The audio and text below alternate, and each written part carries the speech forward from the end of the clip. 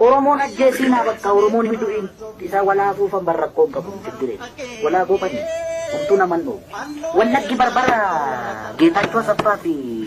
abbaa isaa ajjeem jiru san gatiin kaffalle bukkeetirraa ka'aa jira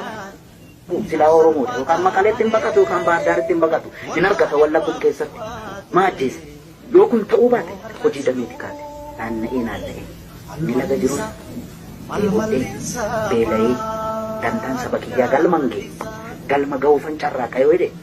ati gantuu jedhe irra deemee maatii namaa ajjeesee Oromoo amma kanan deeme maaliif Oromoon inni du'u obboleessa qaba obboleettii qaba wasiila qaba eessuma qaba gosa qaba balbala qaba isa faana naraaramte lagga keessatti kan Oromoon du'e Oromoo harkatti qaama hidhatee lamatu jira tokko waraana mootummaati tokko immoo ijoollee Oromoo maqaa qabsoo bilisummaa Oromootiin ibidda baattee caakka keessa deemte kana jidduutti kan dhumu Oromoodha Oromoo qulqulluu wallagga keessatti maal godhe cubbuun inni hojjete hin jiru sababuma maaliitiin Oromoon duuti har'a dantaa sabaa wanti jedhamu soba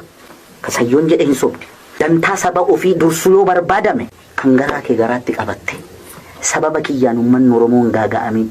hin beela'in hin du'in qeerraan godaaniin jetteetu gadoof cabsitee dhugaa kee qabatte walii abboomamta kan isaan wal tuffataniin uummanni keenya dhumaa jira. Baay'isatti Oromoon firan qabu jedheera yeroo baay'ee